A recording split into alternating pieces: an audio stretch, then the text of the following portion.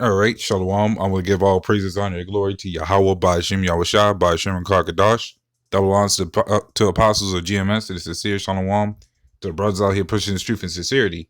And here we have another target on the list for these Black Lives Matter people that wants to riot and march about every goddamn thing when it comes to another jig being shot, which in this clip, another jig got shot because he was holding a knife and refused to put it down. And yet our people will still riot because a nigga got shot because he didn't want to put down a knife. They was like, oh, you could just shoot him in the leg. Yeah, you tried doing that to a moving target. I don't know. But here you have it. Another list. So I'm gonna go ahead and play this. I'm gonna go ahead and play this clip.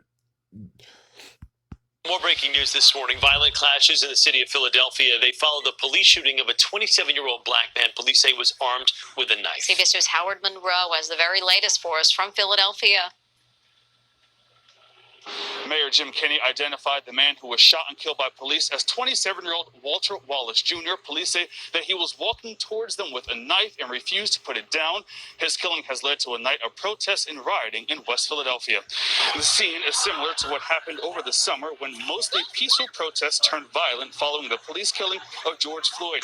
Last night, a group of about 300 people marched through the streets of West Philly to protest the killing of Wallace Jr. However, they also turned violent. Police say 12 officers were injured. They include a 56-year-old female sergeant who was hit by a black pickup truck at 52nd and Walnut Streets. Police say she suffered a broken leg. Also at 52nd and Market Street, a police SUV was set on fire. Police say after Wallace Jr. was... So I'm gonna stop there because the clip ain't very long. But as you clearly heard it, these people are quote unquote protesting when we know full well this is a riot.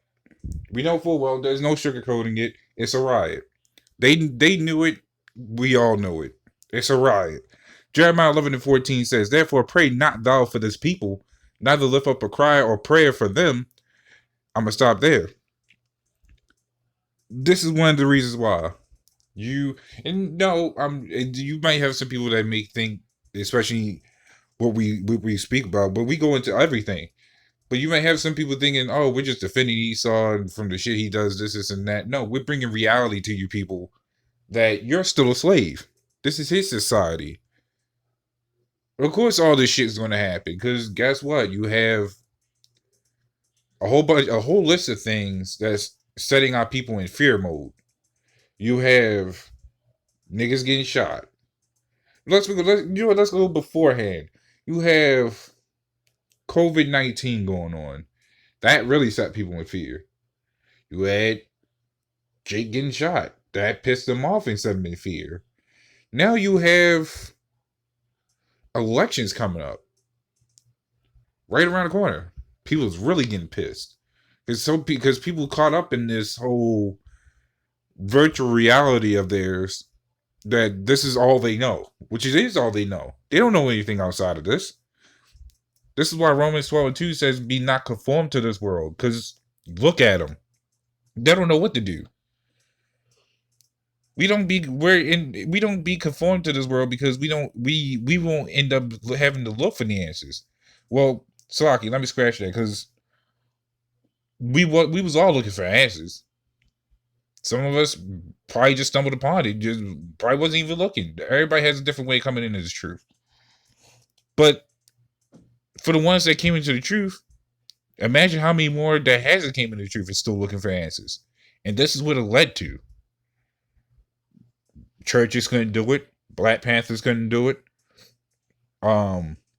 Everything couldn't do it. They tried every way. They tried everything. The black leaders, they couldn't even come up with anything.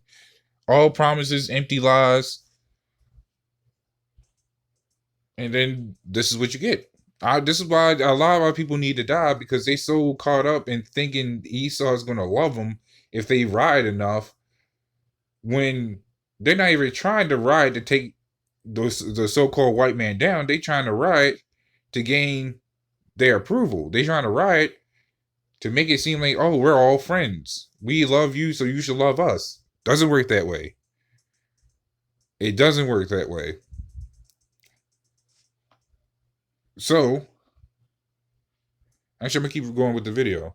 Shot, police drove him to Presbyterian Hospital. That is where he was pronounced dead. People who live on that street say that they tried to get him to put the knife down even before police arrived. Now they say they wish they never called them to begin with. Now the looting and rioting. So the people was trying to tell him to put down the knife even before they called the cops. Now all of a sudden they said they wish they never called him. I want to remain solid for that one because of that, because it's just like, okay. And then who knows, they could be probably making that shit up. As far as if they saying they wish they never called him. Because, everybody got a gimmick. But as far as we see in this clip is true, he was holding a knife and cop shot him. Wasn't a smart move on the Jake's behalf, because you're holding a knife in the middle of public in the Esau society. What do you think was going to happen? You're nothing but fodder. We're all nothing but fodder unto Esau, and because we're in slavery. But y'all people refuse to believe it. Y'all so caught up in social media. You're so caught up in your jobs. You're bored at home because not a lot of people is working nowadays. So this is what it leads to, and this is why we say a lot of you people need to die. This is 2 Peter 2:19. It says, while they promised them liberty, they themselves are servants of corruption. So where was you BLM at? Well, now y'all there now, but where's you actually no, yeah, where's y'all BLM at now? Where's your black leaders? To get your boy from holding a knife in public, which he was going to potentially kill another Jake with. Guarantee you that's what he was probably holding a knife for. Probably going to go up to a Jake's house, probably stab him, take a shit. We all know how the game rolls. It's nothing new. This is all Jake does. Y'all wasn't going to stop him from y'all wasn't going to talk him down from holding down the knife. This is a major difference. But even if he was holding a gun, and he still get shot, the Lord did it. The Lord ultimately did it. On top of that, it's to show you people that you're still a slave in this society. But it's ultimately to show the Lord, the hopeful light that, yeah, this is all part of the game. That's all this is. Prophecies are kicking in. More and more prophecies are kicking in. While these people are so caught up in their riots, which is part of the scriptures, outside of that, there's many things happening. Mark of the Beast, war about to kick off, etc. A lot of things. It's already here. So this is Proverbs 29:2. It says, when the righteous are in authority, the people rejoice. I don't see nobody rejoicing in this society. I don't see nobody's happy. Everybody say they love this place, but I don't see nobody happy. They love their wickedness, but then they gotta deal with all the other shit that comes with it. Bills, buying food, stress with kids, having to worry about daycare, schools, getting them up, going to work for little pay, taxes. Then you gotta deal with that. Then people gotta riot because Jake getting shot. So we can clearly see that Esau in authority is not the righteous, because no one's rejoicing. But it says here, but when the wicked beareth rule, the people mourn. And this is clearly what we're seeing right now, is everybody's in uproar. No one's happy. Everything's wicked here.